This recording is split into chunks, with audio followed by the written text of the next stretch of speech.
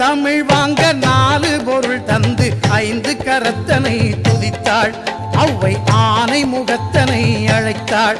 அந்த 6 முகத்தின் அண்ணன் பதத்தினை 7 பிறவியிலும் தொழுவோம். நாம் 8 திசையும் புகழ் பெறுவோம்.